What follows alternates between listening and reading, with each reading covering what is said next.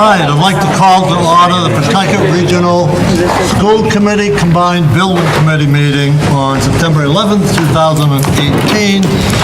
I'd like to roll call first. Wayne Adams, yes. Joanna Blanchard.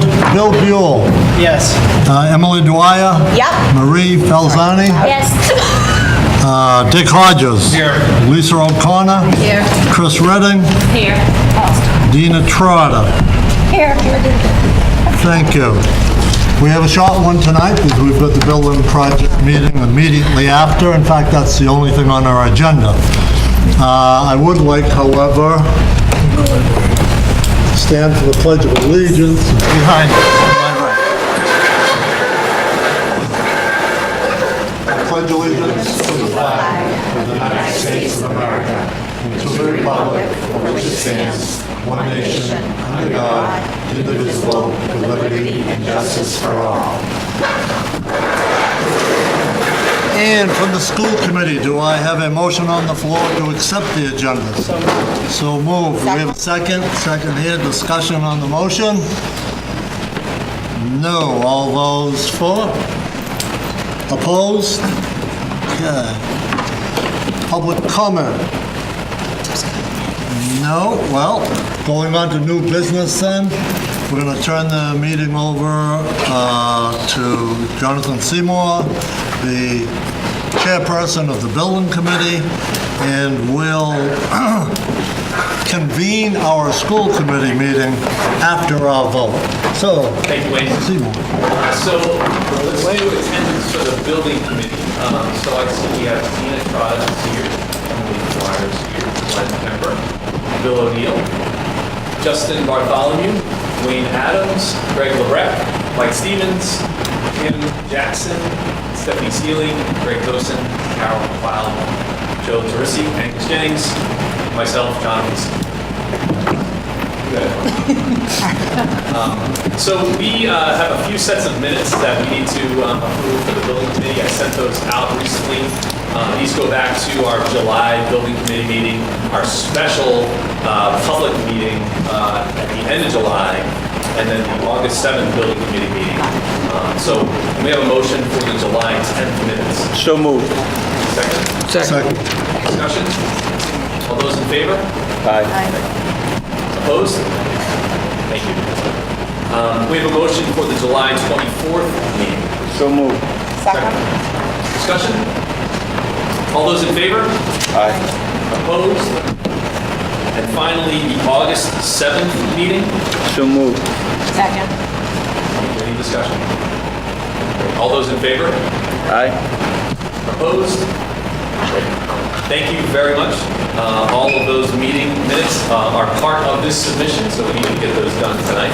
That's part of getting the PSR report done. So moving on to new business, we have, first is the preferred schematic report. So the reason we have both committees here tonight is that both committees need to authorize the OPM to submit the preferred schematic report to the MSBA. So we're going to go through that process. But before we do, Jason has a few slides just to kind of review for all of us what exactly is in this PSR, and then we'll go ahead with the vote. I will be brief tonight. We just want to make sure everybody has a full understanding of what exactly it is you're agreeing to submit to the MSBA this evening. So a short agenda, we're going to review what's actually in the PSR, we'll take the vote, and then all the fun will happen as we start the schematic design process and talking about what this project should look like from the outside. So the first part of this meeting is to authorize the OPM to submit the first schematic report. And here's some of the basics. It contains an educational program area to achieve educationally and helps guide what the building is relative to education. In this stage, we explored the 9 through 12 grade configuration and the 7 through 12 grade configuration. The high school only proposed options were 156,000 square feet. All of the 7 through 12 options were around 210,500 square feet. That second number is smaller than the sum of the two existing buildings that you have today. And then finally, we explored a total of 10 options. They ran the gamut of construction strategies from renovation, renovation addition to new construction. And at our last meeting together, everyone approved option 10, 3.3F, which was the courtyard. 7 through 12 option as the preferred alternative.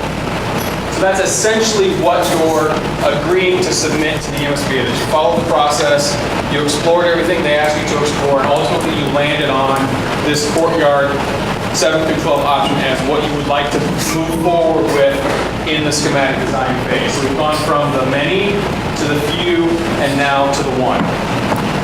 Any questions about that? This is what those options look like graphically. 4 9 through 12 options, 4 7 through 12 options, and a new 3-story building behind the existing building was identified as a preferred. You remember we did this evaluation process, we determined some criteria, we evaluated each option based on those criteria on a good, better, best basis. We provided cost estimates, made our best estimate about how much the district's share of that total project cost would be. And again, we landed over here with option 3.3F, where the district's share right now is assumed to be around $95.2 million split among the 3 towns. So here's what that preferred option is. This is Route 113 out here, Farm Lane, the Merrimack River is over here to the west. The existing high school is right here, that's the retention pond, the perennial stream that cuts between the 2 halves of the site. The new building would be on the existing baseball, football field behind the existing building, and on the first floor, admin and guidance, gymnasium, auditorium, fine performing arts, health and PE, high school classrooms. On the second floor, middle school classrooms, guidance and the nurses, the library, high school classrooms, and on the third floor, middle school classrooms and high school classrooms. So this option was selected because it met the most educational items of any of the options we explored, particularly that one where we're trying to achieve separation between the middle school and high school. And so there have been some questions along the way about what are the specifics that's inside this project. So this tries to enumerate some of those highlights. There are 36 general classrooms, 10 science spaces. I won't read all of those. A 15,000 square foot gymnasium, 3,000 square foot PE alternative space, a fixed seat auditorium capable of supporting either all of the high school or all of the middle school, but not both at the same time. A dining commons, that's the connective tissue between the 2 halves, and then separate and administration guidance and nurse for both the middle school and high school. Again, a total of around 210,500 square feet, an assumed district share at this point around $95.2 million. That cost estimate will continue to be revised as we move through the schematic design phase, and at the conclusion of the schematic design phase, you will know precisely what each of the 3 towns' contribution will be in terms of that local district share. Any questions about that? Yes, sir. Regarding the gymnasium, do you have seating on both sides of the court? Yet to be determined, but typically no.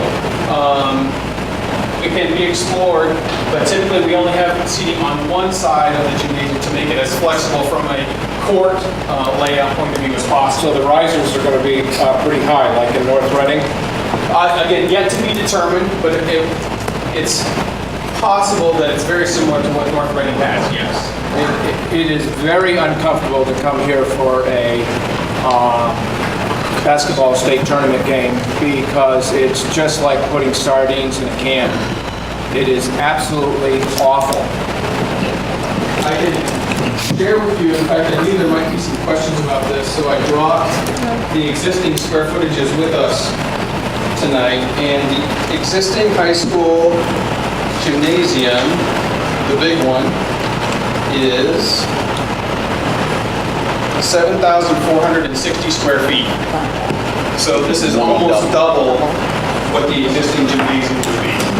The idea is that it would be a 4 teaching station space with a a full regulation competition court running parallel to where the bleachers turn out to be, and 2 full court cross courts in addition to that.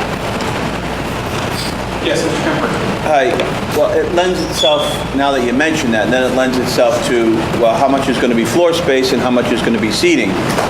To his point about, so it's almost it's over double the amount, but how much additional seating will you have? You understand the question? So you said that the high school gymnasium is 7,000 Was feet. bigger. 7,500, yes. And what is the middle school gymnasium? And then on top of that, what is the mini gymnasium? With the mini gymnasium, in aggregate, there's less square footage in the project for gymnasium space than what you have today. So the middle school gymnasium is 5,460 square feet. So that's 12,000, right? Plus the middle school. And then the high school, that is the middle school gym.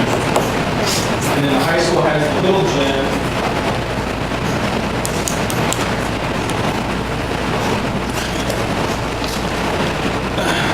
Which is 4,000 square feet. So it's slightly smaller. So it's So the benefit of having 15,000. those spaces is it allowed 3 different activities to go on, whether it be wrestling in one space, or cheerleading in another, and varsity basketball here, and JV basketball over here. It allows multiple uses in the 3 different facilities. Now granted, it's not ideal. But what is the kinesiology of that? Well, how big is that? And can that be used for cheering or wrestling or anything like that? So the kinesiology lab, which is right here, this red one, is conceived as both an instructional space for coursework, things like sports medicine, and as an athletic space. So right now it's being conceived as having both equipment in it, weights and cardiovascular equipment, and teaching space. Yep. And then right next door to that is a PE alternative space, which is simply a complete open floor area. And right now that's being conceived as a place where wrestling might happen, where cheerleading might happen, where a PE class might meet when they don't need a court, if they're doing a yoga lesson or something other than in need of basketball goals. Okay. So my follow-up question to that, I'm sorry. So one of the issues that this gentleman's point over here, when you talk about a state tournament basketball game, we haven't been able to host certain games because we don't have enough seating, and the MIA has asked us to play elsewhere. Do you have any thoughts on how many seats would be available in this game? We don't have a precise count, but it's going to be in the 1,000-person range. For those of you that have been to North Reading, this is sized and shaped very similar to that facility. Double our seating. More than twice. It's like 800. It's more than twice. So we're in that range. Double our seating. Glenn, I'm sorry. Did we answer your question? You just did. Okay. Have you considered the Hamilton-Wenham configuration where the top of the T is the middle school gym and the bottom of the T is a state-of-the-art high school gym with seating on both sides? There is no middle school gym here. So what happens to PE classes? There's only one gym. So this is the one gymnasium here. And then there are several other PE-related spaces, but they're not gymnasiums. However, it can be visible, right, with the curtain, so that the layout here is probably going to be that you have 2 with the bleachers retracted, right? You'd have 2 full-size basketball courts, right? So that you could actually break that into 2, right, double-sized teaching spaces. And so, you could have 2 basketball games going on simultaneously, no fans. Right, but that would resolve PE, and then you could further break that down. Dick, I know you're familiar with North Reading, right? You could further break that down with curtains if you wanted to divide that into, as Jason pointed out, 4 teaching spaces. right. So this one space is capable of supporting both what you're doing in the main gym in the high school and the little gym in the high school at the same time. Yes. So I have a question about the dining commons and how that works with trying to have both middle school and high school. Are you asking if the middle school and high school kids are going to need to be mixed? I'm assuming they're not going to be mixed, but how does it work layout-wise? So ultimately, that'll be an operational decision by the district. What I can tell you is that the square footage associated with the dining commons is such that the entire student body, both middle school and high school, can be seated in 3 seatings. So if you think about that in terms of grades, right, 7 and 8 could be in the first seating, 9 and 10 could be in the second seating, and 11 and 12 could be in the third seating. So it's large enough that you would not have to combine the middle school and high school populations at lunch if you so chose. It's also all of these green spaces, this guy right here, there's a little bit right here, that's the server, that's the kitchen. There's a little bit of dining commons on the second floor. So it's been expressed as this connective tissue we've all been talking about before, college student center experience rather than what we're sitting in right now where it's a single room, the same experience for everyone as a destination rather than part of the connective tissue between the two halves. Yes. Are the middle school and high school locker rooms separate? There are separate middle school and high school locker rooms. There are actually 6 in the program. There's boys and girls team locker rooms, individual. There's middle school and high school boys PE locker rooms, and middle school and high school girls PE locker rooms. And they are connected, but they're physically separate. They're not in the same space. Yes. What about gender-neutral locker rooms and restrooms? That's a good question. Right now, we don't have gender-neutral locker rooms, and perhaps that's something we have to think about in the schematic design phase. Are there gender-neutral restrooms?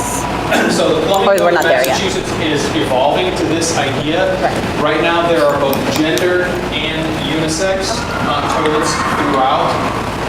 It's best practice, considered best practice these days, to provide restroom accommodations across the board.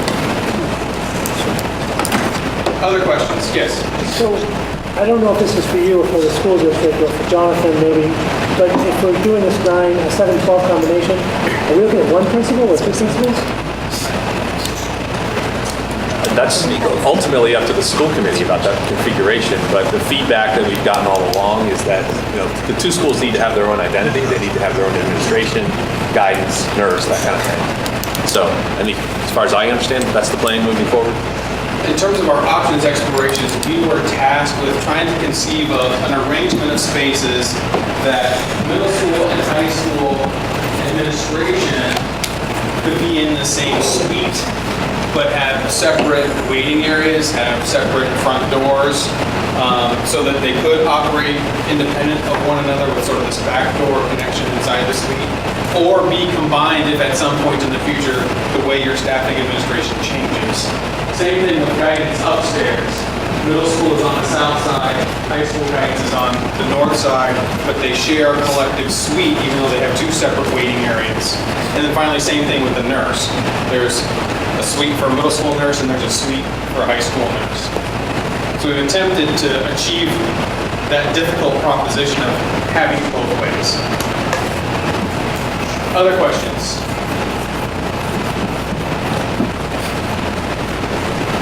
So with that, I will turn it back over to you. Yeah, so now we're at the point where each committee will take a vote to authorize the submission of the PSR. And just because of the timing of the submission and the fact that we won't have the minutes for these meetings actually voted on until a month from now, we're going to do the vote a little bit differently as a roll call certified vote so that it's official tonight and we can send it in with the PSR. So it'll feel a little bit differently than that. So we have some specific language, just like back in August, we had a very specific motion that we wanted to have read. Emily has that language in front of her. We're going to do the building committee first, and then we'll do the school committee to follow. So if, Emily, you don't mind making a motion, nice and loud, please. I, Emily Dwyer, make a motion to proceed with having the OPM submit the preferred schematic report submission to the MSBA as presented on September 11th, 2018 to the Pentucket Regional School District School Building Committee. Second. Thank you. Any discussion? Okay, so we're just going to go person by person. We just need a yes or no. Angus Jennings. Yes. Bill Daly is not present. Bill O'Neill. Yes. Carol McLeod. Yes. Dina Trotta. Yes. Denise is not here. Emily Dwyer. Yes. Glenn Kemper. Yes. Greg Tosin. Yes. Joanna's not here. Joel's not here. Joe Teresi. Yes. Justin Bartholomew. Yes. Kim Jackson. Yes. Mark Tachi. Yes. Mike Stevens. Yes. Stephanie Seeley. Yes. Wayne Adams. Yes. Thank you very much. Wayne, if you want to proceed with the school committee side of the vote? Now that we have the vote from the building committee, I'm going to entertain a motion from the school committee. So moved. Second. Emily, motion. So, I'm going to read it again. I, Emily Dwyer, make a motion to proceed with having the OPM submit the preferred schematic report submission to the MSBA as presented on September 11th, 2018 to the Pentucket Regional School District School Committee. Okay. That's when we need the second, because we have Yeah. to put the names on here. Seconded. By whom? But, so, Oh, that was nobody heard the, it. You know what, use this again. Use it again. Did we have a second over there that I seem to be some confusion? We do have a second. We'll do a second. Any discussion on the motion? All those in favor of the motion? A roll call. Wayne Adams, yes. Bill Buell. Yes. Emily Dwyer. yes? Marie Falzani. Yes. Dick Hodges. Yes. Lisa O'Connor. Yes. Chris Redding. Yes. And Dina Trotter. Yes. Well, thank you.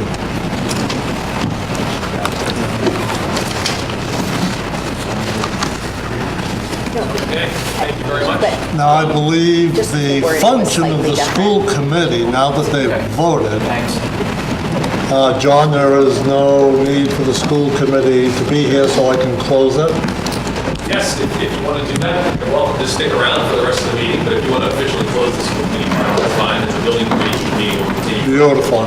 If you didn't hear, Wayne, I need your and Lisa's signature. yeah, I'll be here. I'm not going anywhere.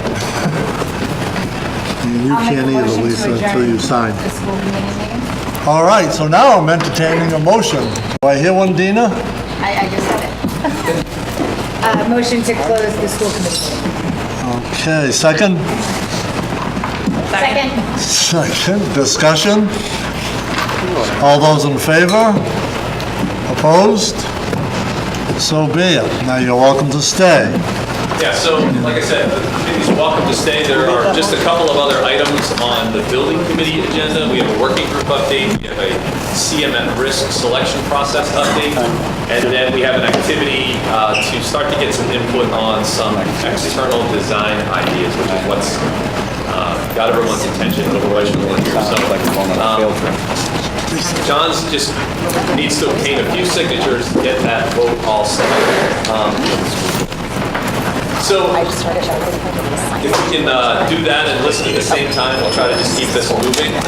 So the working group update, as you know, we have sort of a subcommittee that meets most Thursdays. I don't know that we met every Thursday throughout the summer, but there was a lot of focus and attention on getting this PSR report prepared and ready to go. So that was the focus of a lot of our attention and conversation. And at our last meeting, we did spend a little bit of time looking at these just to kind of get a feeling for what that might look like to do with a bigger group. And I think you're going to enjoy that particular part of the process tonight. John, when he gets a moment, is going to give us an update on the CM at risk. So as you probably recall, we voted back in the early spring or the end of the winter to use the CM at risk process for this project.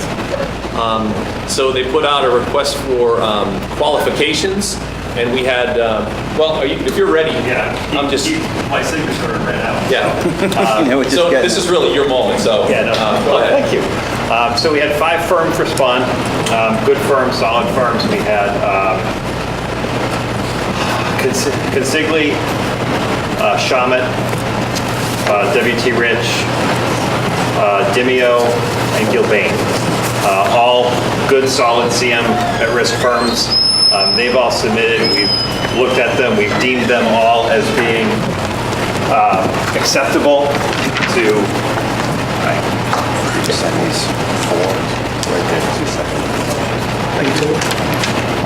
That That was the one last one you gave.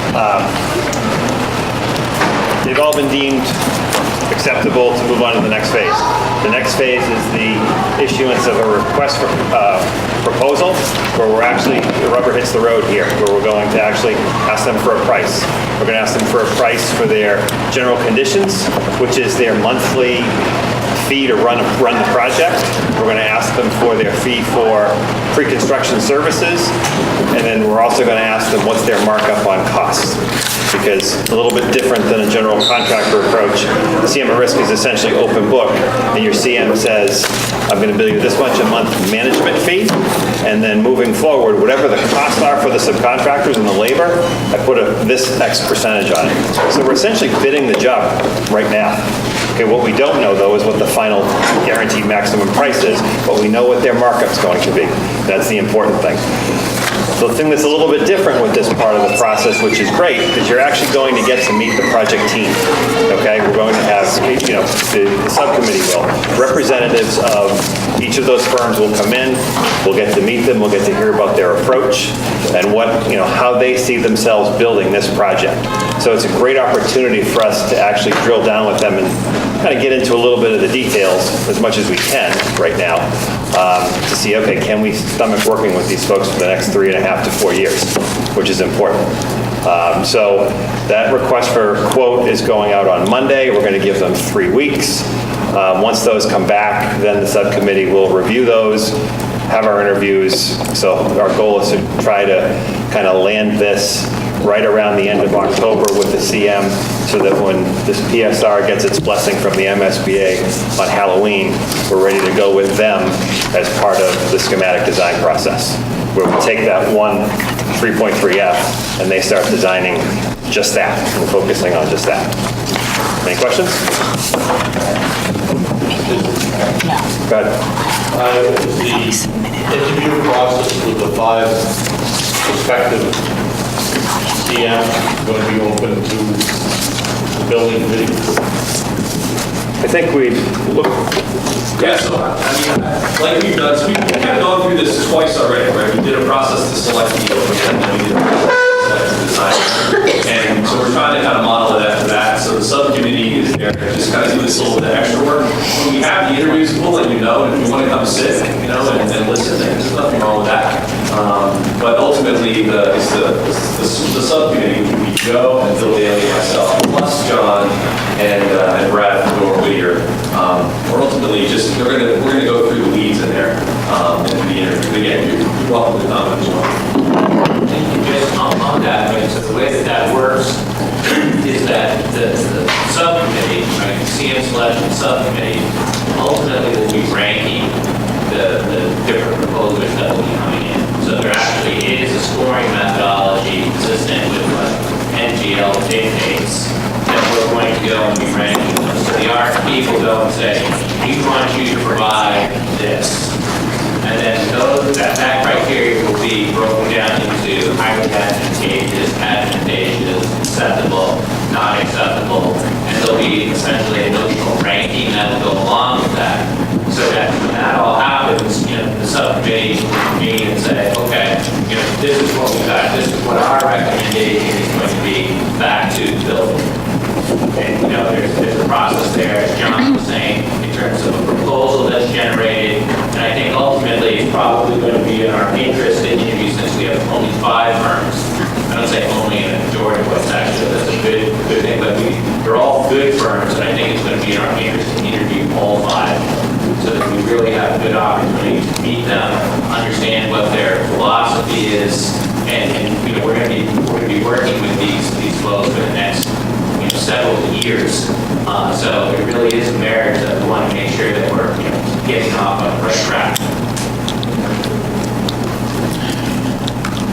Is it the subcommittee made up of the same members as previous subcommittees? No, we elected this subcommittee for this particular process back probably in June, I think. It's Bill Daly, Joe Swiss, and myself, and then both the OPM and the design.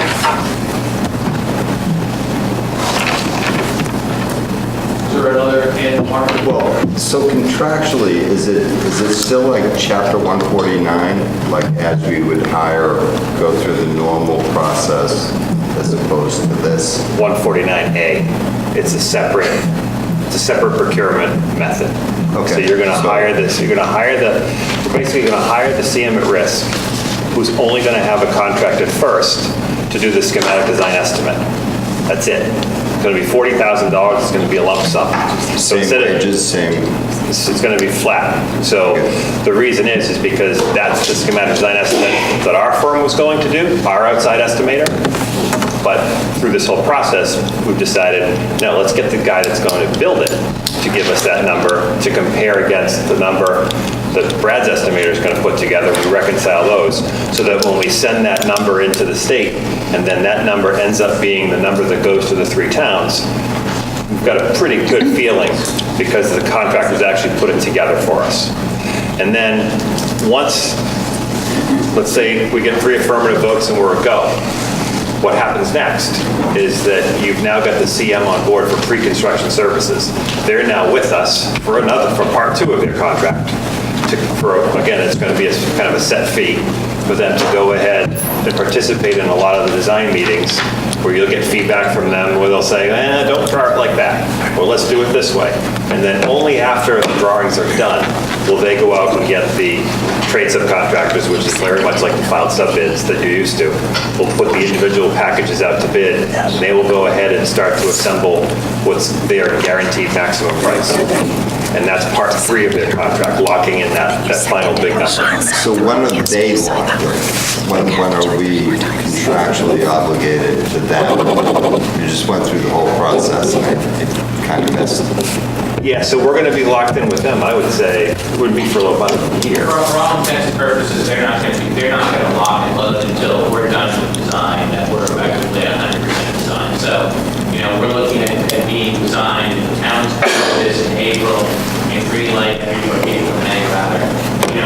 It's about 10, 11 months, to get the design completed. And at that point in time, they'll have all of the subcontractor bids in, right? And then they'll be able to lock down the GMP.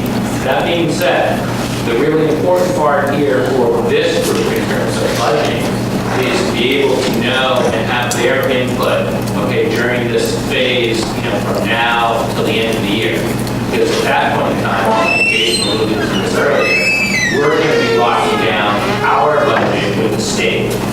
So we really want to be able to have their input as the builder, even though we won't have a design, right? They're going to know essentially what we're doing, right? And we'll have the benefit of 4 months of schematic design. And then, they'll be kind of doing this with it, and they'll be helping us, we'll be, working back and forth to understand what appropriate contingencies should be, so that when we go and have our negotiation with the MSBA, that we have a number in there that we're all comfortable with at that point in time. With those appropriate contingencies, recognizing that we're only at schematic design. Anybody else? Great. So just one last thing. When are we going to be, so we're starting the process next Monday, and we would expect to be concluded with the process 3 weeks we'll get the responses back, and probably a couple weeks after that. So about 5 weeks from Monday, mid to late October is when we hope to be done at CM. And I can also just tell you, our firm personally is working with one of those firms, and they're very high caliber firms. We do love them. Excuse me, I might have missed this. So you're going to rank the 5 individuals, and then you bring them back to this committee for us to vote on your recommendation, or how's that going to work? That's how it works? Thank you.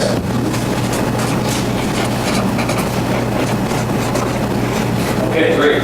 So that moves us on to part D of the new business, which is initial exterior design ideas. So you want to? Sure. Is there any chance we can get the lights coming up there? So, thank you. We've been thinking about Emily's really working on those this papers, for a huh? while now. Jesus. So if we don't have any preconceived notion about what's right for this community. And so we're going to start to develop an understanding of what you guys think this building should look like. And so we prepared this activity tonight to try to tease out of you what you think is important to think about in terms of this building's aesthetic. And so we're going to start by just a little brainstorming exercise. Mike and I are going to try to facilitate a discussion with you. And what we want to get on the flip chart over there are just some broad brush, strokes, phrases about what you think this building should embody or what you think this building should look like. After we do that, we've curated this list, this range of images over here that run from pretty traditional, pretty conservative, to very avant-garde. The idea with those is for you to respond to those on these post-it notes we've given you. What are you attracted to? What are you not attracted to, and why? So when we walk out of the room tonight, we hope to have a better understanding of where you're coming from in terms of an aesthetic, so that we can use that. I'm exhausted just watching this specific building shape. Questions about what we're going to do? Hopefully this is fun. It's meant to be exciting, and it's going to be informative about ultimately what people see when they drive up the drive out here on Route 113. So who has a place for us to start? Like what? How do you want to start? Well, so when we do, like an idea? Folks will often start with the word welcoming. Right, this is a big building. Welcoming to students, I think, would be even a better word to put up next to that welcoming. Okay. Doesn't matter really what it looks to me, but I think it should be welcoming to the students. When people hear the word welcoming, what comes to mind? Friendly. Friendly. Open. Open. What does a friendly building look like? Right. What does an open building look like? Does that mean glass? Glass. Yeah. Does that Glass mean fronting. views? Does that mean we've got this, intentionally so, we've actually got this building that's giving everybody a big hug. Right, so this notion of forecourt is a welcoming gesture in and of itself. But things like Windows. views and glass. What about friendly? Inviting. Friendly. Yeah, John, I just wanted to say we have some folks in the room who are not necessarily part of the committee, and I just want to welcome you to participate in this part. So if you have something you want to add, we have some of our folks right now. I mean, Mira back there. So yeah, feel free to participate in this, and then we'll do this next thing as well. Yes. So I think an identifiable entrance to the building, because Okay. I think where you come to campus, you know where you're supposed to enter the building. Just one? One or two, but identifiable to visitors, to students. Okay. And I think she meant the main entrance, maybe. Yeah, the main entrance. The main front. entrance. Well, there's a, the front. we've been having this debate for a couple months now. Is it one entry and another entry, or is it two equal entries? The project is set up to accommodate both of those ideas right now. What does an identifiable entry look like to you? With the name over at high school or middle school or, well, Pentucket, yeah. Entrance. Neon lights. What else, Emily? Maybe it stands out from the edifice in that, like, if there are, say, classroom windows, there are something like columns or an indentation. Change in language. Classrooms are one kind of expression. I don't know, but something, whether it's an arch or columns or an indent or an extrusion, I don't, like some kind of, that even a something word? that, yes, that's a word. It might not be the right word, but something that identifies it as a different, like, not just another door you could come out. Okay. Yeah, Jim? Convex. Feature that's intimidating to the students as far as they're going into the entrance, they go to middle school, high school, but all of a sudden they're looking down at this volume. I'm not sitting with you, Sheree. You're going to get me in trouble. It's giving them a little hesitance. You want it to be, you don't want something that they don't understand in their mind, whether it be a 7th grader or a 12th. And am I, okay. Are you talking about scale? Yes. So when they walk in, it doesn't feel too assuming? Yeah, or even as they're approaching the building, they're going, oh my God, you know, they're starting to look up, or they're looking, but it needs to be to the point where they can accept the fact that, hey, Jesus, I go over to this brand new school, and not worry about 30 feet of glass over there. Okay, got it. So that courtyard is welcoming glass, I think it's convenient, I mean, other than mass concrete, paving, like if you're a first it's all concrete. So you're talking about, we've been calling this the forecourt, but you're talking about this space, or you're talking about this space, or both? Well, in the front, on the edge here, so, I mean, it shouldn't just be one of the concrete slabs. There should be some. Yeah. Landscape, right, greenscaping. Is there a general theme in that whatever this building turns out to look like, it should either embrace nature or, allow... We've taken into account that we're very suburban, and we're almost a rural campus versus an urban campus. So you want to keep that process. You want to know what you do. These kids live in the woods, and they want to see trees with those. Okay. I think complement nature is the way. Complement nature, okay. So that's a very tangible thing that we can latch onto. What else? As long as it doesn't cost Do you mean what else? I think from the street, it should look like it belongs here in the neighborhood. I don't think you should look down and see nothing but glass and steel or something that would quite fit. I think looking at it, it looked like it belongs here in this campus. Have you guys decided to buy that house? What does that mean exactly? Right? We have a lot of single-family residences, a lot of wood clapboards, a lot of pitches. You think of your example of working group, like you're driving down Route 1 and you look up and Dave's Home Depot, you see the big glass tower just sticking up there. What the hell's that doing there? It looks like it doesn't belong there. It doesn't fit with the scope of the neighborhood. It doesn't fit with the scale of what you look. It doesn't have the finishes of what you'd expect to see in this type of an area. It just seems odd. But for years, we've seen brick building there. I understand it to be brick. I view it as brick. I don't view it as concrete. Yeah, but it's still... Because that's one method for a long time, even the sense of going to an important place. Okay. So is there certainly brick and stone are referential materials.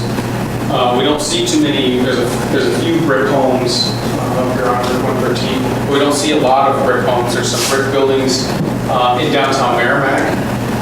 There are some stone buildings in Groveland. But by and large, the most common building material is wood. So if brick is what you're considering to be referential, is it also about sort of durability and longevity and ease of maintenance? More brick buildings for schools and for, buildings like that versus homes, because they're doing it in general. Yeah. And what about environmentally conscious materials? I mean, obviously we're trying to teach our children about resources and I'm sure the business people will. So what she's saying is we need to consider materials that are environmentally conscious. Brick is a natural material that would fall in that category. This building is going to be sustainable from an energy efficiency point of view, and this group has targeted LEED Gold as an objective in terms of sustainable materials. Concrete tends to be cold, but you can warm it up with brick. So you're hinting at this idea of welcoming again, that the material choice itself can either be off-putting, cold, or can be inviting. I think in general people tend to put red brick in particular in the warm category. There are lots of other colors of brick, but is that what you're referring to? Yeah, so I mean, I wouldn't do the whole building out of brick. I don't even know if that's, feasible, for longevity or anything like that, but I think you can incorporate it to try to warm up something that is more long-lasting. What's interesting is, and I think you'll see some examples of this over in those images, that too much brick can actually be off-putting also, even if it's red brick. If it's sort of this monolithic, monotone building when it's this size, that can be overwhelming. So it may be appropriate to have a mix of materials. Stone, there's going to be glass, there may be some metal. Yes, No crazy colors. no crazy colors. Well, yeah, like Winthrop has like the green and the orange and the blue, and it's very bright, and it's just. There's actually a fair amount of research about this. Most of it's related to the interior of buildings. Right. And the literature that I'm familiar with takes the point of view of you don't want just pure vanilla, everything's eggshell. You do want some accent color, but even the accent colors are best when they're muted, particularly for our special ed population who have lots of sensory, potential sensory issues. That's what I said, there's actually research that's been done in classrooms that too much visual distraction can cause difficulty for all sorts of What about students. using some substantial, like wood beams with brick out in the front entrance? So that's something that we've been talking about internally. We don't know yet if it's appropriate, but there certainly is in this region, this mill heritage, heavy timber construction heritage that would be consistent with the building of this size. And if that material was on the inside of the building, something like that exposed could certainly help with warming up the space as well. The other thing is that everybody in this room is going to be putting forth to all communities the fact that MSBA wants us to be like the building to be, minimum of 50 years. We need to look at exterior materials that you're not going to have to spend $3 million to replace 25 years down the road. So you're staying away from local softwoods and that type of item. And as far as certain types of aluminum versus oxidation, you get kind of technical here, but you want to stay with something that will maintain its appearance over a long period of time. Durable. Correct. Thank you. I'm just curious do you think that the lens that you're talking or looking through right now with respect to this building is the same as students? No. Right? Because I'm sure it's one of the things, right, and it was interesting listening to the working group, right? So we have, in this group, we have, people, I'm not going to go guessing ages here, right? But we've got 30s, we've got 40s, we've probably got a couple of 50s in here, and I know I'm in that crowd. Kim, you get the 60, all right? You would, you get that. But, so, does that influence how you look at a school when we're talking about these types of decisions in that how a student or student body looks at a school when they come in every day, right? Because part of what we want to do here too, and think about that lens, is we want to excite people when they come in the building, right? That's part of what architecture is all about. It's about being able to go and excite people about the building that they're in, right? It's being able to make that building functional. I'm just curious, what do people think about that? I think we should ask the student body. I think that, whenever you feel invested in something, right, it becomes more important to you. You feel like you're a part of it. That could extend to their families. Excitement about the project, about I'm being part of this because they're valuing my opinion. May turn into more yes votes, in the long term, because we need to reach more people about this, clearly. Not many of us here. I think our design team hopes to engage students in this very same conversation. We just haven't had an opportunity to do it yet, except for the 3 young men that were here helping us with the technical tonight. So the few statements that you see over there are the opinions of students already. But if you were to put yourself in teenagers' shoes for just a minute, speculate about what they might want to see. They might want to see like a high-tech kind of modern building. I was thinking not necessarily high-tech, but more streamlined and accessible in different ways, because their educational experience is really different than ours. Like they've learned to do things more flexibly and had more, hopefully, flexible learning experiences than we've had. When you say streamline, is that a word that... Like clean, I don't know, modern. I'm not an architect. If I said Andrew Lloyd White. sculptural, would that be a synonym for streamline? No. Maybe. Even one like that, it's still no.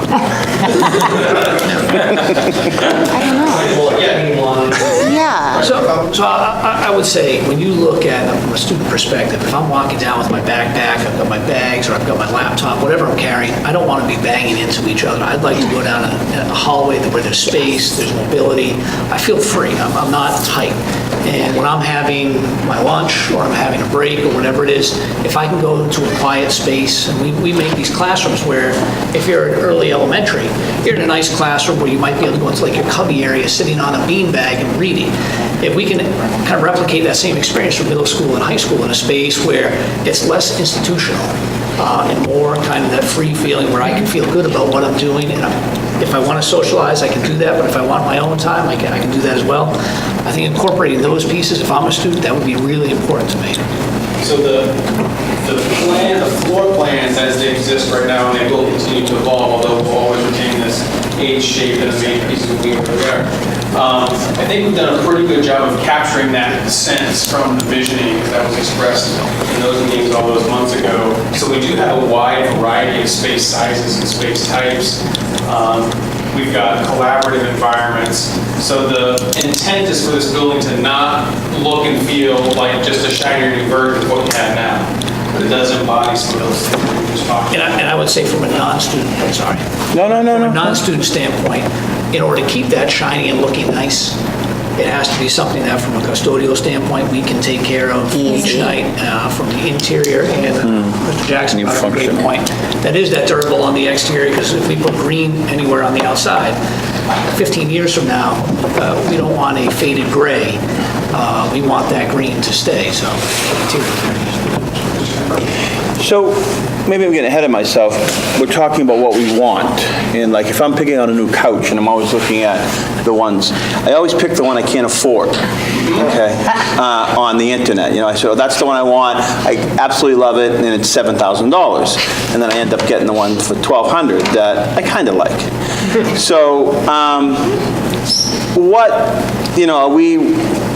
are we going to go down a path and everybody's going to get excited about something that you say this number during the design period could change? I'm probably going to bet it's not going to go down. So are we lending ourselves down a path where all of a sudden this could blow up because we're all so excited about a certain thing? That's what I'm nervous about. I want to be realistic too. So the answer to that is no. Right? So what I think that we've done here tonight with the PSR, right, and selecting a preferred option and what we presented to the public, is we've gone and said, we, have selected this building based on this educational program, this, kind of the site layout, site design. It's generally consistent with that model that Jay's been, kind of holding up. And so we're in this notional box. And in that notional box, we have a notional price tag associated with that. And so are there going to be pluses and minuses? Yes. But our job, right, and where's Mr. Lemieux? Mr. Lemieux's job is to go and keep us within the curves. Okay. Right? So, when all of a sudden everybody says, wow, we really want to go and have this and this and this, we're going to go and say, that would be nice, but that's probably not realistic. Or, we might have to, find if that's something everybody says, that's not a want, that's something that I think we really need outside of program, right? We're kind of locked and loaded on the program now, right? But if you said, we really want to have glass in this particular area, and we said that's really going to be really expensive, but we need it, then we'd have to find some area to nip and top a little bit over here to try and compensate for that. And that's what our job is, okay, as we move forward, because our expectation, barring some type of crazy market condition, is that, we're going to be relatively close, plus or minus 5%, of that budget that we've established here at the PSR stage. Good. I didn't mean to be like a killjoy, but I didn't want to So start far, going the crazy. talk of brick is red. Then we can't get it, then everybody's bummed Why, out. is that the only color? I mean, basically, when I think of red brick, I think No purple. institutional. No purple. I think government, I think stuffy, I think Prison. traditional. Yeah, maybe a white brick or a gray, something softer. I know that it's funny when you sign certain documents, they want you to sign in blue because it's a much more soothing color. They don't want you to sign in black or red because you tend to balk at signing that important, document you need to sign. So there is something about color that's either inviting or intimidating. One more time. So our expectation of how this is going to work is, tonight we're trying to figure out what the sort of pixelated fuzzy image is. Right? We want to get a sense of where everybody's at on this spectrum of, highly traditional to highly contemporary. And then we're going to, over the next several months, we're going to be applying design ideas with this basic form, and we're going to put it in front of you. Right? How are we doing? Great. Is this sort of what you were thinking?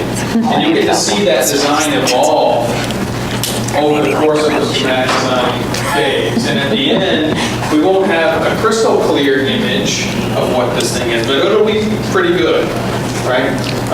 We'll know what materials it's made out of. We'll know what the shape of the building is. We may change colors in design development in the future design stages, but we're not trying to nail down every little thing right at this very minute. We're just trying to, as Brad likes to do, we're trying to do one of these to gauge where you are on the spectrum. One more, I promise. That's it. No. A design that actually lasts, Timeless. Yeah, something like it lasts the test. It's not fashionable. It's not like that avocado refrigerator my mother had when I was growing up.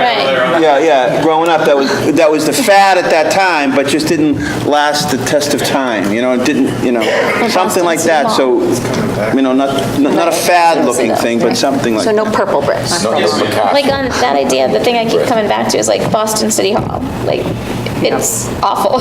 And then you have Faneuil Hall across the street. That's how old, and it's classic. We gotta find a middle of the room. Yeah. Nobody's brought up security. That was. So like if the whole front of the building is glass, They'll be bulletproof. So there are design strategies around glass, and we've already talked to public safety some about safety and security measures, but that's an incredibly important topic, and it will likely impact the aesthetic of the project, but let's not get too caught up in that right this minute. Okay? So with that, you have two colors of Post-it notes in front of you. What we want you to do is, as individuals, go over to the collection of images, and if you're really drawn to something, put a yellow sticker, green sticker on those things, but make sure you write a little something on the Post-it note about what it is you're drawn to. Make sure stand up. Yes. One is maybe some kind of sculpture or some kind of iconic element. They kind of starts to define. Do you have a sense of what that is for Pentucket? No, I'd be weird. Or something that brings the three towns together as. Like the chain bridge. Like a bridge. Or not the chain bridge, the Whittier Bridge, the other bridge. Rock's Bridge, yeah. And it was just a big, beautiful sculpture. It was a $50,000 sculpture, but when people think about that school, that's the thing they point to.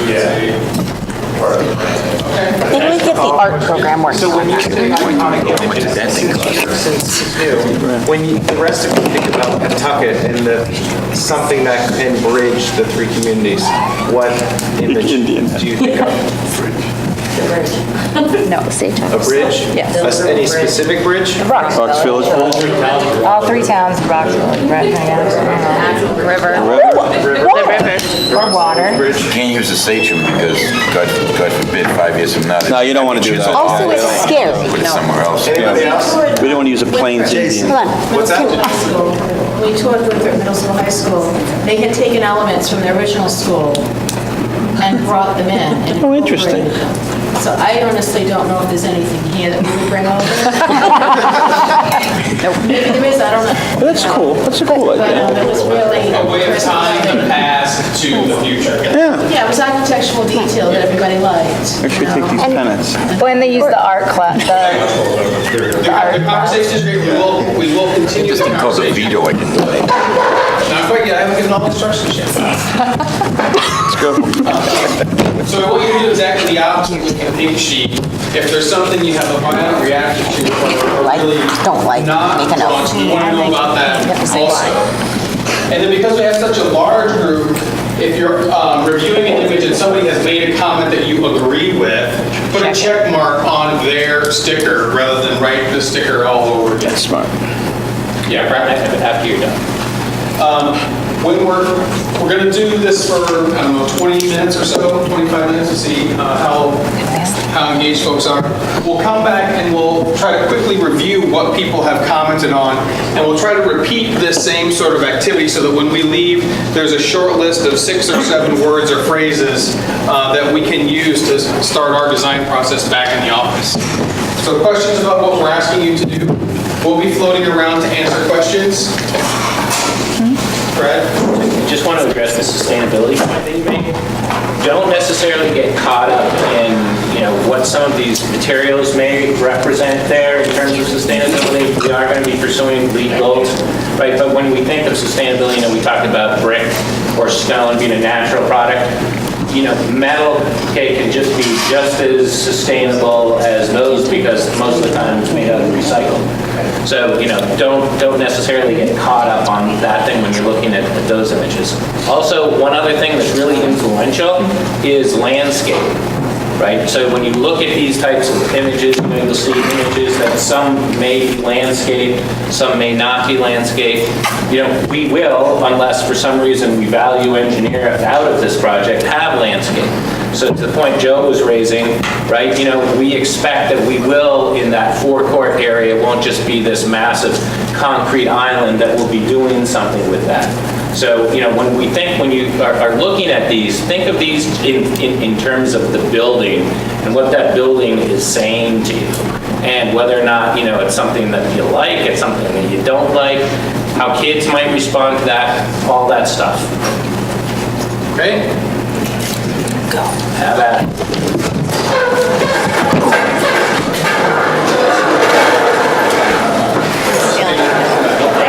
No pressure. Yeah, nice to see you.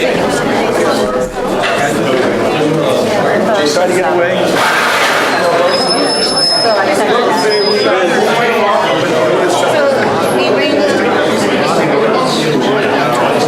Something that also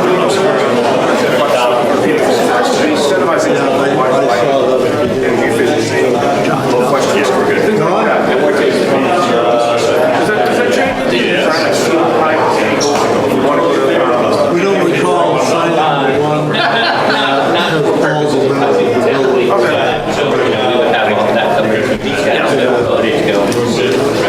That's just accreditation to get the additional sets out. So we'll do pretty well, I think, on that.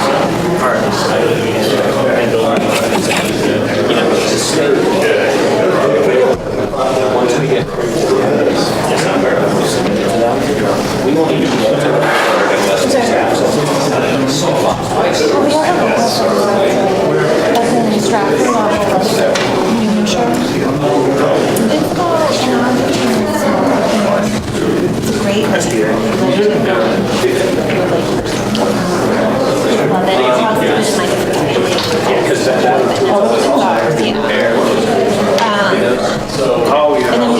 Four projects of actual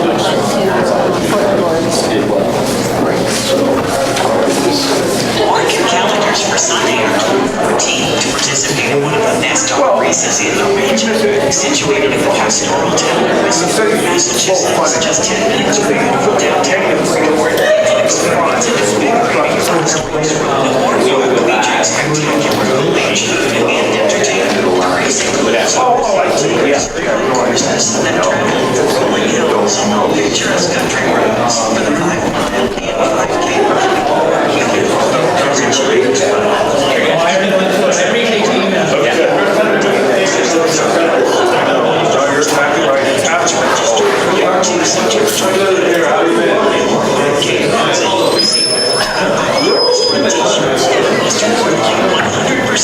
Proceeds from your registration to support educational programs at the Dr. Johnson Page Elementary School. Apple Harvest Run, Sunday, October 14. Details can be found at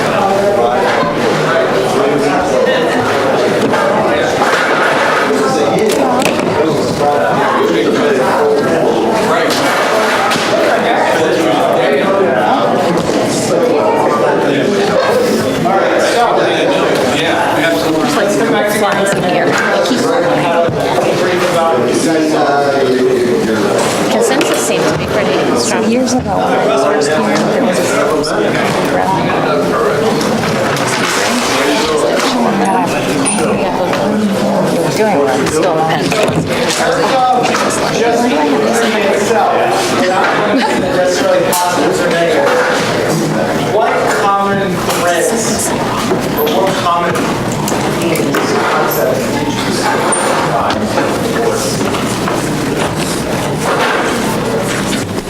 So I think for the ones that were a little more trendy or modern, I think we noticed that throughout, and it was a negative for most. So let's clarify, so we make sure you're on the same page. Can you say more about what you saw as modern trends? So I think a lot of the ones that had like angled roofs or not, and I don't mean angled roofs, angled accents or things like that. Asymmetrical. Asymmetrical, that's a good thing. Were popped out as being trending, especially for this area. Anybody else want to add to modern? I think to expand on that, these roof elements that kind of don't seem to serve any function, Right, they're just purely ornamental. To me, that's, I think that would be a concern on presenting, because that's a cost element and it doesn't add any function. So. Can I just take the pulse of that for a minute? I was capturing architectural ornamentation, so I was right there. Without any of that, a building can be very vanilla. Right, but what you're saying is there's a point where you've gone too far and all you're doing is spending money to be fancy. Is that right? About these big roof elements, So see this lonely guy right here? That lonely guy? Like, no stickers for him. Nobody even wanted to give him a bed sticker. He was so lonely. Right? Not a lot going on there without no ornamentation, no roof line ads. It's kind of got that little curtain wall piece there, but otherwise it's like box after box. Hey, is that what you're suggesting? Like, see that? It's there, in the right middle, I think it's fine. Just some of the others that, that was, that's the right picture. Oh, this guy. That picture. Upper left of that picture. Yeah, and that's coming out, but it's within the. So something like that, some type of gesture on one of these. Right. Like this guy right here. Just kind of line. Okay. Those sharp. Aside from this really negative vibe, what other, no, that's awesome, that we appreciate how that's work. What other things did you see as common threads or common images out there? One more, couple had fairly defined entrances with a covered walkway. So, you get out of your car or you drop off, you're not out in the rain for 150 feet, something like that. Also, can't bring it up terminology, but it's not just a flat face. It's got some depth. It's got some depth to it. So Can I paraphrase that, Kim, as depth and variety are perceived as positive? Yeah, depth and focused entrance on several of those were positive. Did it also feel more welcoming? Yeah. And even though some were, had sidewalks and everything else, they could easily be more transitioned to a little more green. Okay, thank you. I saw a bunch of comments about light and windows are too small. Like, some people, I liked that one, but I wish the windows were bigger, or that one lets in a lot of light, or it looks like it would, because sometimes we could only see one angle, but there seemed like there were several comments about the size of the windows, or the placement. I'm not totally sure how people were thinking about that, and the light that was coming in some of the ones that were interior. I'm glad you brought that up because I saw a pattern of like jail, prison, things like that. Can anybody speak to that a little bit more, this openness? Because open space was a big comment that a lot of people got. Yeah, when you see big red brick buildings with few windows on it, the first thing you think of is they want to keep whatever's inside, don't let it out to the general population. And that's not the kind of message I want to send to my kids or future generations of kids, that once you get inside, you can't get out, you're locked in. But the gray stone or brick, I couldn't tell, like, it wasn't, I didn't feel like that was just the red brick ones, like some of those grayish ones had that Yep. same sort of like. The other thing I think about is I look around the room, we're all pretty close to similar generations, and are we picking something based on our own tastes and our experiences that, you know, we're trying to pick something that, for somebody that's been born in, what do you say, 2008? 2007? I'm a long way from that. Yeah, I swear to God, I can prove it. So now, you know, I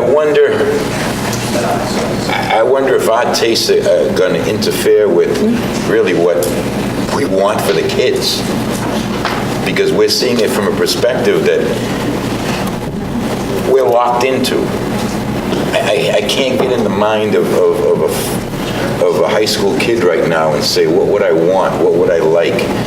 Well, if you're born in 2008, so you'd only be 10. But that's So who's going to it be would in be this hard for building. us to poll 10-year-olds. And your taste is going to mature with your age. Those children are actually going to be on the early side of this building's life cycle. Right. And those kids have already, I mean, I've got 4. I know by 10, they're pretty much who they're gonna be, you know? They're locked into their likes, their dislikes. They like vanilla, they don't like chocolate, or vice versa. And as much as I'm close to them, I still, you know, I look at some of the things they like and go, really? You know? And they look at some of the things I like and go, the Beatles? Really? And I say, Eminem? Really? I don't know, you know? Would it be possible to say, get a group, this is for you, Jonathan, Yeah, that's what I was gonna say. of juniors or seniors that maybe might be looking at college to become architecture, engineering, design people, and get an opinion out of that group that's a little more, not going to be a big We've had the opportunity several times throughout visiting and other these user groups, and we've done several opportunities to reach directly out to kids just to get feedback, and we'll definitely do that. You might want to go even earlier, 7th and 8th grade, Yeah, middle we school. include 7th and 8th graders when we've done that. One of the things that kids, they do have strong opinions, but it's pretty neat because, you know, they're traveling all over the Cape Fear League and they're traveling to other places. They come back and they see these other schools and they say, wow, that was awesome. They had this, that, and the other thing. So they have a point of reference too, because they're not seeing all these other places. Yeah. So. And they'll tell you what's cool. Any other comment? So I think along these same lines, somebody said there's like a glass one that looks like an Apple store. And although that might be something that's interesting to current students because of that high-level technology and stuff, I think we also have to realize, like other people said, it also has to fit here.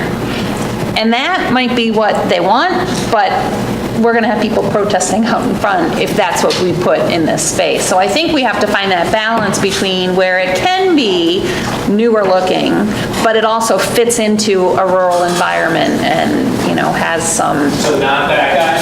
No, not that guy, definitely not that The guy. Ford factor? I saw a lot of people put on post-it notes mix of materials as a positive Yes, thing. yep. So is that what you're speaking about? I think so. Because I think if you do too much glass, then it's like, you know, Apple Store looking. But if you do too much brick, then maybe it's prison looking. So, but if you have a nice blend between the two.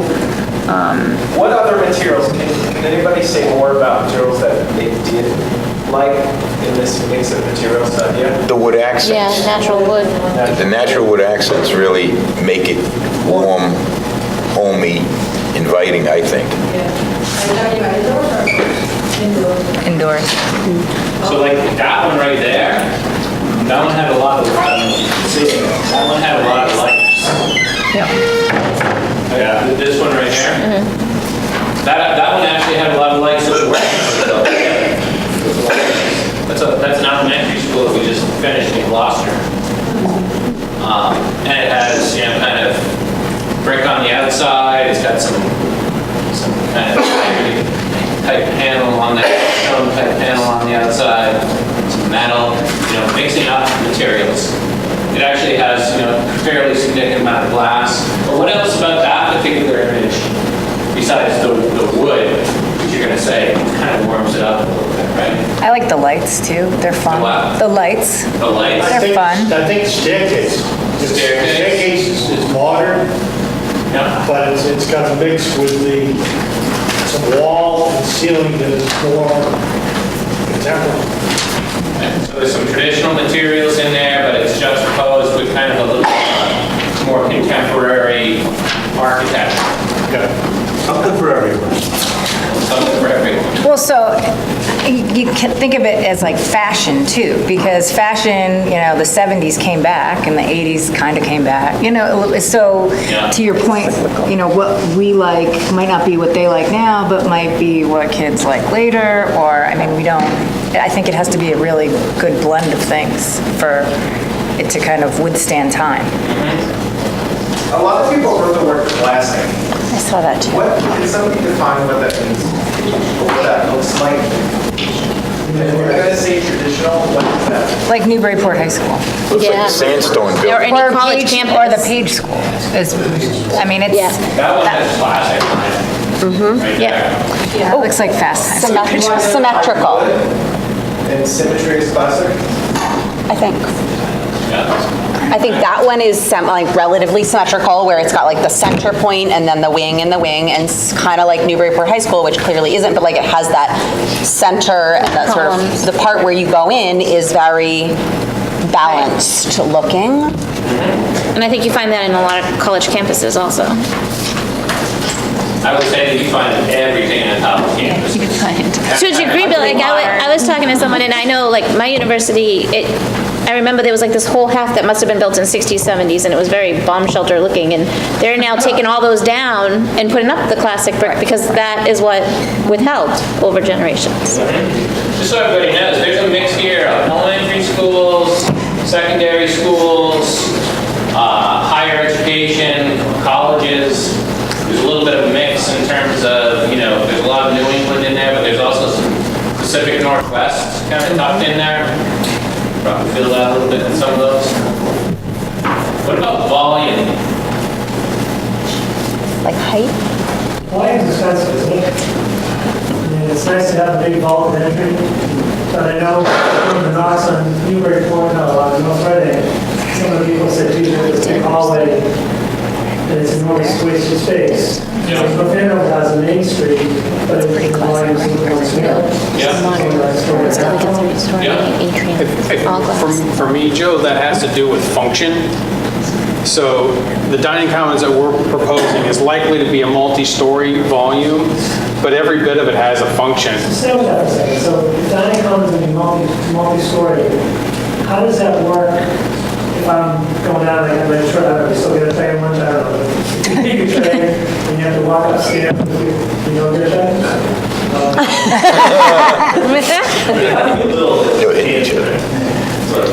So there are some operational things that have to be worked through with this kind of concept, but the underlying intent is to deinstitutionalize the student dining experience, right? To provide students with a more college-like feel, to trust them if they do have to carry a tray, to trust them to carry it wherever they're going to eat, and that there are things like, you know, recycling receptacles and, you know, napkin holders and those sort of things in more than one location to make that all work properly. In terms of materials, I think metallic elements are fine, but it seemed like people didn't respond well to entire facades that were metal. I noticed that. And there was an interior shot of this giant barn door that shows into this auditorium or Black Box Theater. And below that is this Black Box Theater that has exposed structure. And brick, and there was a lot of negatives about that as well, about it being too dark. Which one? These two. Can anybody speak to that? Why they wrote that? Or if they feel that metal is too dark? think it's too much.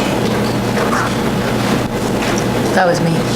Yeah, I just thought it kind of looked like the North Shore Mall with, where, I forget the name of the place, there's Burton's, there's, you know, it's dark and it has, it just looked like the entrance to Burton's restaurant. And some of that may be the quality of the printing job or the quality of the photography. That particular space is actually incredibly well daylit, and it's nearly as bright as there's a dining commons shop as that in real life. Oh, wow. The interesting part on that particular image, what we were trying to extract, or probably didn't do a good job because I don't think there was much rain now, is that the notion of exposed structure, you know, as part of a building, right, and as part of how you might approach designing a building. You know, for example, there's, you can see structural elements there, right? So it's exposing the structure. There's a couple other ones that are in there. It's something like this, right? We have acoustical ceiling tile, which is hiding it all, right? So it's all kind of nice and neat. Versus, you know, some of the, where's the one you like? It's the easy one to speak to.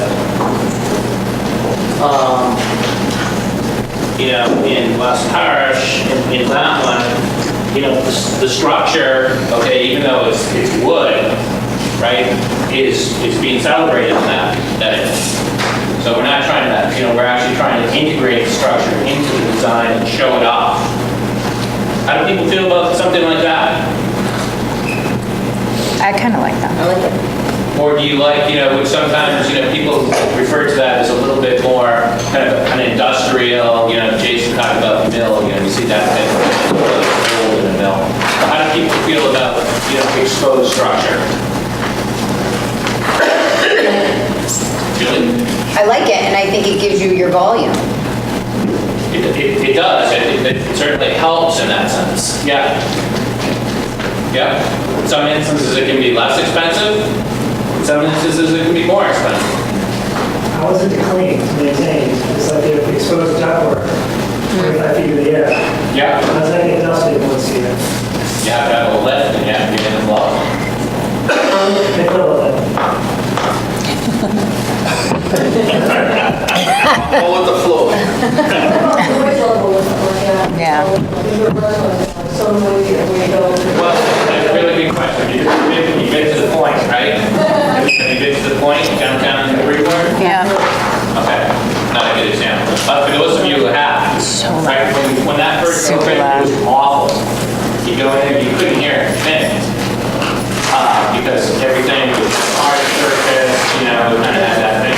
But then what they did is they treated it, right? They put acoustical panels in. We actually have two stitching, okay, on this job. And so we would run through all of that. There's lots of different ways to approach that, all the way from the deck material, acoustical deck material, which helps dampen sound, how we design spaces so that not necessarily symmetry sometimes can be bad on acoustics, right? So, you know, there's different ways to approach that. So my concern about that is I think it's beautiful and it's trendy right now, but 20 years from now, is it going to be like that avocado green refrigerator where it's going to be like, oh yeah, this building was built in, you know, the late teens, early 20s. And so that would be my only concern, is having too much of that, that then it limits the classic traditional time. Well, I think there could be a place for it. So when we think of this some building, area. right, we kind of, so when we think of this building here, right, we've got, you know, communal, right, or community type spaces. And then we've got, you know, more academic classroom spaces. Is there a breakdown in how you might look at that in terms of some of those areas might lend themselves more towards that type of look and feel versus, you know, how an academic space or a classroom space might look and feel? For sure. Yeah, what do you mean by that? Well, I think like maybe the entrance, or, you know, there could be more of an exposed part in the very tall kind of grand areas. Yes, and then in the classrooms, kind of more not homey, but comfortable learning, soft or not as sharp. Emily, what were you going to say? Personally, I like something more like the West Parish or that dining commons that was on that other board, that's the brighter one with the white and then the exposed wood beams. I prefer that kind of exposed structural element, and I don't know if it's wood or it's just, again, there's that word traditional. I don't know how you would describe it, but I like that one and the West Parish one better than the exposed like girders and steel personally. And I don't know that I can explain why. So I will try to explain why. In my mind, the exposed beams to me is just very trim. Compared to the other one is modern because it's open, it's airy, but it doesn't have those kind of over-the-top accents of the exposed beams and the things like that. So I think you get the modern part by having it big and open.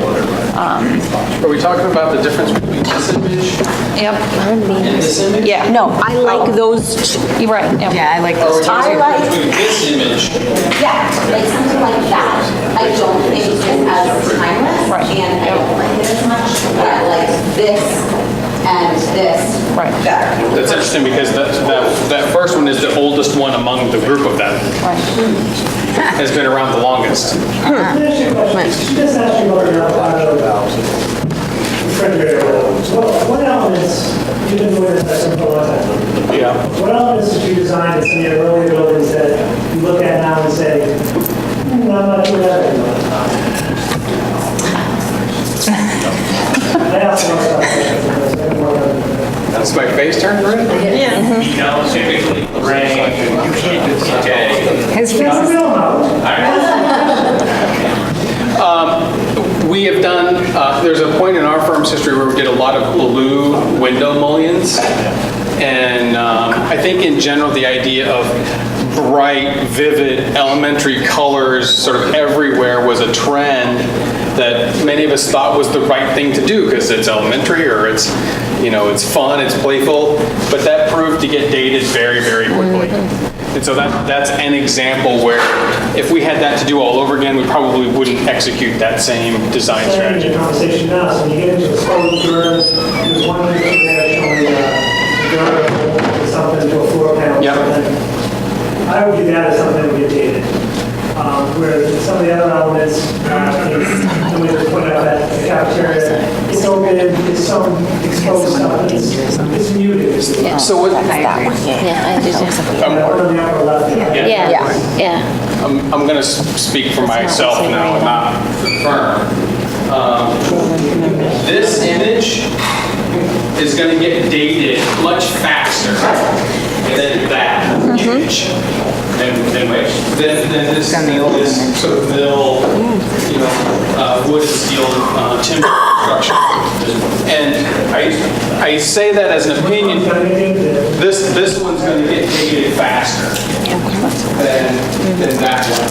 And I say that because this blue technology is relatively new. This is a very sleek ceiling look, right? Sort of a modern office building look. And that's already stood the test of time. It's been around for over 100 years. And there are a lot of things you can do to dress that up or dress that down, change that over time, where this you have to remove it. We have to wrap up here because you may not know because you're so excited right now. You're probably getting tired. So I just want to give us just a little bit more, this is the first time you've got it. So is it safe to say that, we understand that there's some, different types of spaces and that all spaces don't necessarily need to be treated the same way? Yes. Right? This entry piece is different than classroom pieces. Is it safe to say that, in these types of, kind of community type spaces that volume, just based on feedback, and I'm trying to lead the witness, is acceptable, is okay? Or no? right? Because a lot of these spaces that, you know, are community spaces, lots of volume there, lots of volume there, just volume there. There's Yes. a couple other green ones, you know, that have large, bright, open areas that were shown as kind of cafeterias, you know, that student commons type feel. I would say that is, I mean, part of this test of time and part of it's comparing what you have. You were really right on with the backpack in the hallway, and like, this hallway is so tight, it's so small. You know, come in here, dismiss your kid, like passing time, and you'll Stay make in sure the you find like, non-passing time the next time you come. It's just so crowded, so like, fire after that is like open and more space. Right. Also, we're going to stand the test of time because we don't really know what 30 years is going to be. So when you have some big volume spaces and you have some less volume spaces, that's going to be more adaptable over the 50-year period. It's all one of those. It may not necessarily be in kind of this student commons area that we're talking about, this wide open space, but we might break it down in certain ways. Okay? Materiality, right? Everybody said, you know, we want materials to be durable, right? So they're going to be durable. But there's also, we talked about things like brick, we talked about things like natural stone, we talked about things like metal panel, we talked about, what else did we talk about? Glass. Wood. Right? Wood. On the inside. On the inside, but not on the outside? Or on the outside? Definitely not on that side. Definitely not on the outside. Can I probe that just a little bit? We talked about how wood has a tendency to warm up the experience if it had the image of wood didn't have the maintenance issues with wood. There's a lot of products, ceramic, for example. The technology has gotten to a place now where you can replicate the texture, the color, and the range like wood, but it's actually a ceramic material, right? So I guess I'm asking if we need to divorce the aesthetic of wood from the performance of wood from a maintenance point of view. It needs a lot of that. So something like Prodema, right? Or some type of... I just don't think you want to paint or treat wood. Right. Wood probably doesn't make sense in what you're saying, but something that might look like wood, it's okay. As long as it really looks like wood. At least not do anything that's the exterior of the building except for wood. Got it. Glass openings, right? We talked, and I think we've discussed, we've seen a lot of these buildings, these public spaces, there's large glass openings. How do people feel about, you know, taking into account, you know, Lisa's comment earlier about security, because that's really important. And I do believe that we have ways to get people comfortable with that, right, and still use glass. How do people feel about in certain, let's talk about this one for example, in this area. How do people feel about larger expanses of glass? There's lots of examples of it on these boards. Lots of opportunities for natural light. What you don't see is the orientation of those buildings. I mean, obviously, you wouldn't want a big old windows where the sun's coming up and just like blinding everybody through it. No, you would have to, if we did have some of those exposures, which we do, you would have to treat that, you know, with some type of solar treatment. So now you're just taking a piece of It would be glass morning. and tinting it or something like that, so. Again, there's different ways to do that. I don't know all those things, I guess. My house is the same orientation. All those other things like Yeah. that, glass, obviously. So orientation is important. Yeah, I wouldn't go, like I said, depending on the orientation, glass could be good or could be not good. So why do you push glass? What do you like about glass? I'm not pushing, I'm asking you. Right? Do people want to see into what's going on in the building? Right? Is glass more expensive than a solid wall or less expensive? More expensive.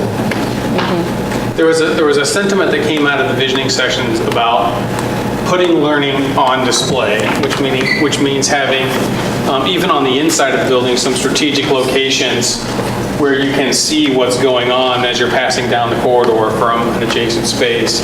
If we want to embody this idea of celebrating the nature that's just outside the building, right? We've got to be able to see that in order to do that. So glass is necessary to achieve some of those goals. So in those large ones we talk about in terms of curtain wall for the most part, right? And you see a lot of these buildings, particularly public buildings that have that.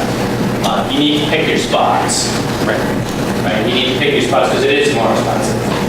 So, when we, and I will need the witnesses now, right? When we think of that, we think of this area as ripe for opportunity, okay, in some of those community spaces where you have larger volume spaces to be able to utilize that so people can see in and get excited about what's going on inside, as well as people that are inside having that connection with outside.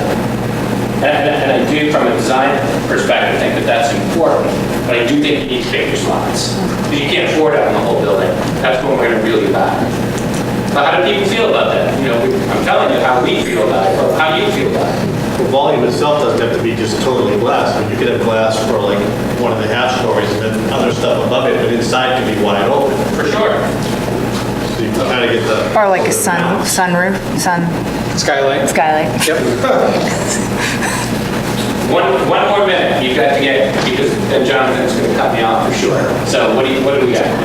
I think it varies by the space, but I like the idea of a lot of glass in certain places. I personally teach in a classroom with windows a lot like this, where it's it's just all afternoon bright sun, and it's great. I don't have to turn the lights on. We have full daylight, and I think it helps the kids feel more awake. And we can see what's going on outside, which is a plus. I don't know about first floor, because we do have, we're up off the ground enough where we are. I don't know if I would feel less safe in another situation, but I like that for a classroom for a lot of reasons. I do like the idea of the glass frontage, only because it allows the visitors to see into the building before they go in, and it gives to me, it says, come on in. We have nothing to hide. We're transparent. Different sense of welcoming. Yeah, but the young man here did bring up a good point. He said, man, you get up there 3 stories, them ones are hard to clean. Yeah. I said he's got a very good point, and then glass gets dirty. So there's a constant maintenance battle there, trying to keep that glass clean so you don't have smudges and dust build up, and then now you take away from what you're trying to do, which is bringing the natural light to enhance the entrance as opposed to... Yeah, and I will tell you, we'll cut it, right? There's no maintenance-free options, right? Greg will tell you that too.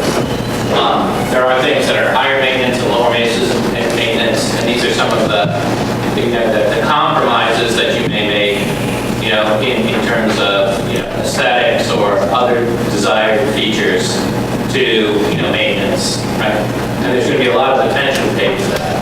So with that, I think we've got a lot of digesting to do, right, in terms of what you put together.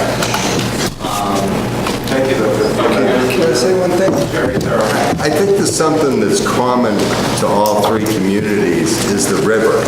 Yeah. I mean, I don't know how you bring that in, that's your job. I just think that you kind of lost track of where we are with glass and steel and everything else. We're old, manufacturing towns, and we got the river going through here.